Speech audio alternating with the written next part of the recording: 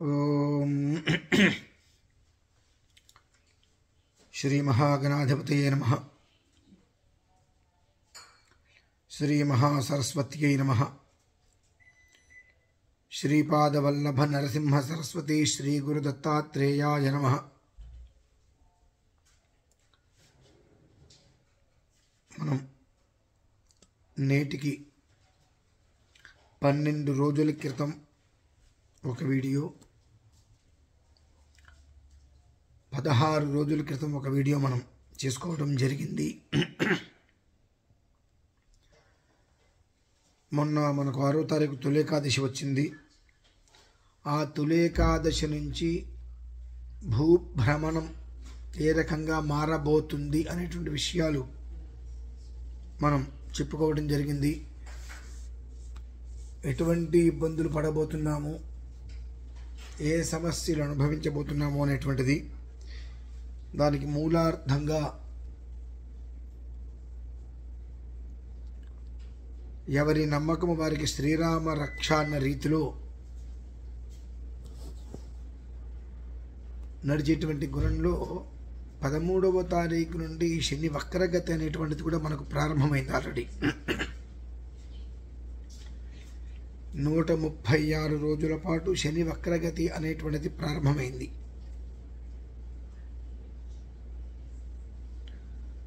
దాని యొక్క ప్రభావం ఏ విధానాన్ని అనుసరించి ఉంటుంది అంటే, ఇదిగో ఇది అని చెప్పవలసిన అవసరం లేదు. అందరికీ చాలా వరకు కూడా అవగాహన ఉండే ఉంటుంది. తస్మాత్ శాస్త్రం ప్రమాణంతే వర్తతే. ఏం జరుగుతుందిలే అనేటువంటి ఒక్క విధానాన్ని వదిలివేచి ఏమీ జరగవద్దు అనేటువంటి విషయాన్ని ఎక్కువగా దృష్టిలో ఉంచుకోవడం చాలా అవసరం. చెప్పినా కదా ఇంతకుముందు, 2025 అనేటువంటిది కొంతమందికి పీడకలల, కొంతమందికి ఎంతో గొప్పగా మిగిలిపోతుంది. చరిత్రలో ఒకప్పుడు మనం ట్విన్ టవర్స్ కూలిపోవటం చూసాము, తర్వాత సునామీ అనేటువంటిది చూసాము, తర్వాత ఈ కరోనా అనేటువంటిది రీసెంట్గా చూసాము. ఈ సంవత్సరాలు ఏ రకంగా గుర్తుగా ఉన్నాయో 2025 అనేటువంటిది సార్థకతంగా కొన్ని దేశాలకు, కొన్ని రాష్ట్రాలకు చీకటి కోణంగా నిలిచిపోయే స్థితి చాలా ఎక్కువగా ఉన్నది. అంచున ఉన్నాం మనమందరము. చాలా జాగ్రత్త. అనుక్షణము భగవదారాధన చేసుకుంటూ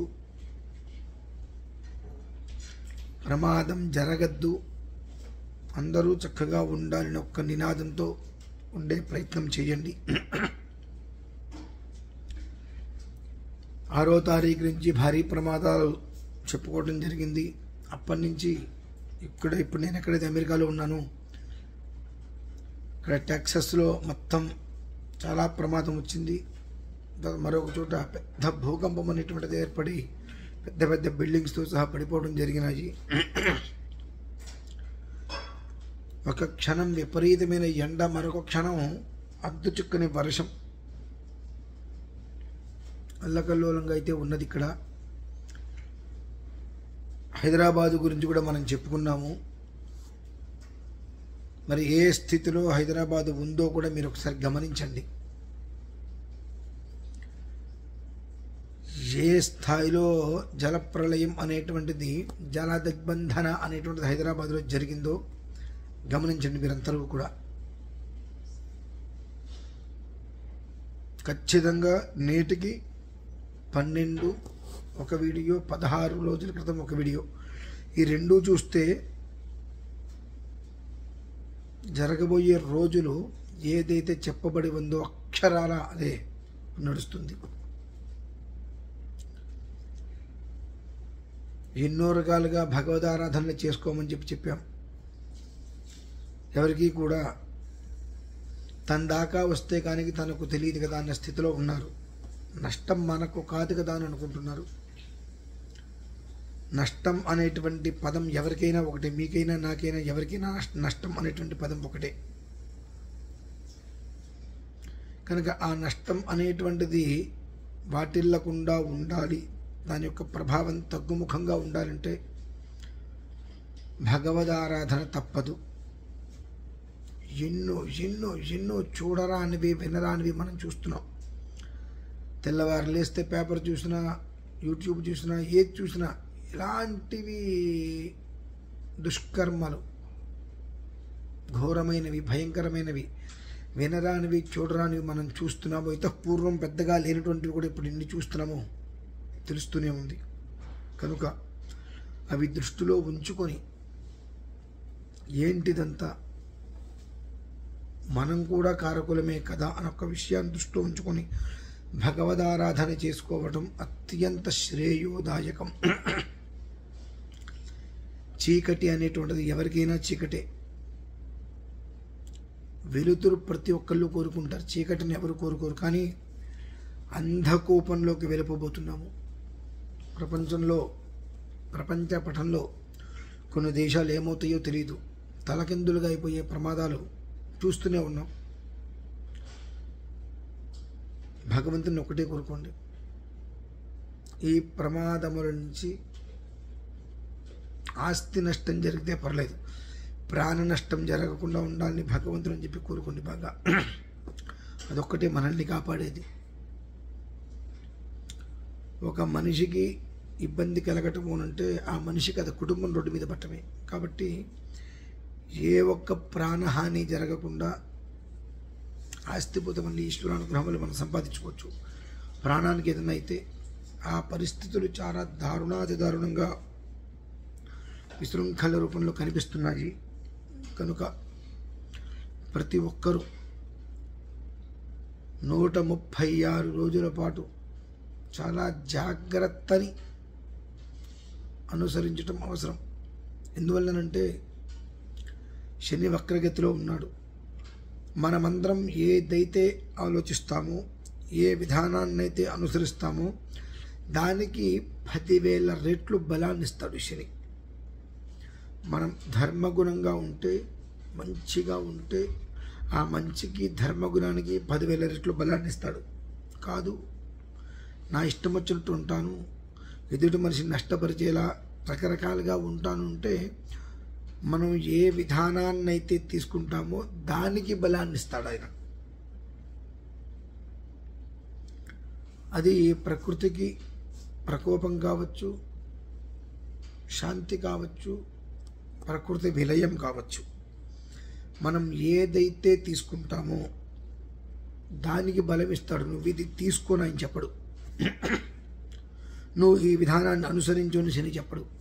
ఆ వక్రగతి వచ్చింది అని అంటేనే మనం అర్థం చేసుకోవాలి.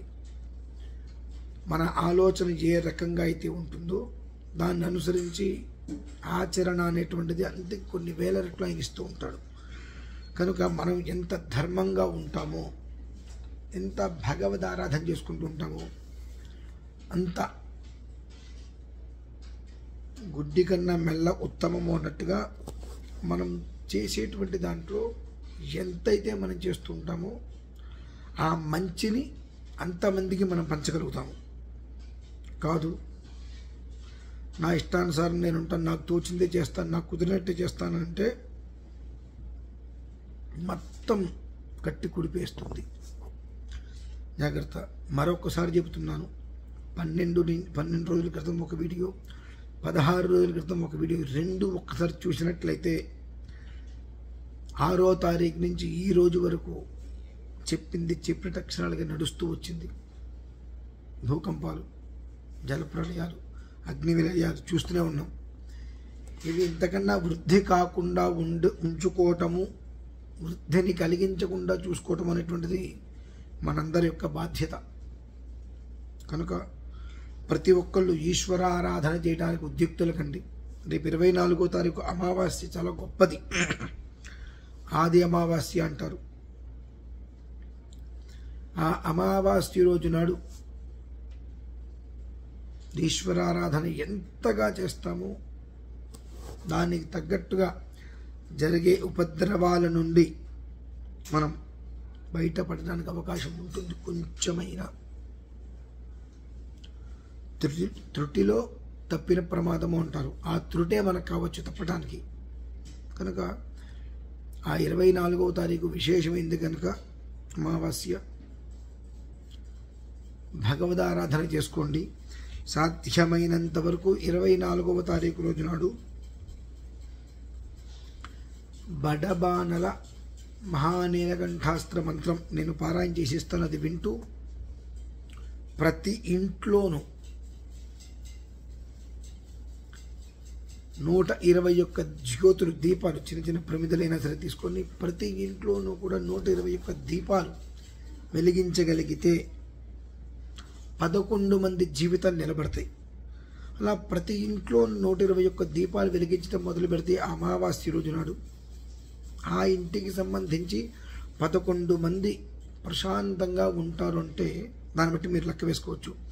ప్రతి ఇంట్లోనూ కూడా 121 జ్యోతులు వెలిగిస్తే ఆ ఇంటి కుటుంబ సభ్యులు 11 మంది నిలిచి ఉంటారంటే మన కుటుంబానికి ఎలాంటి హాని జరగనట్టే. ఆ ఒక్క విషయాన్ని దృష్టిలో ఉంచుకొని జరగబోయేటువంటి ప్రమాదాలని నివారించుటకై, తగ్గించుటకై భగవదారాధన చేసుకుంటూ అమావాస్య రోజు నాడు 121 జ్యోతులు ప్రతి ఒక్క మనిషి వెలిగించి ఆ వెలుతురులో తన యొక్క జీవితాన్ని మార్గదర్శకతగా సుఖవంతంగా ముందుకు తీసుకువెళ్ళాలి.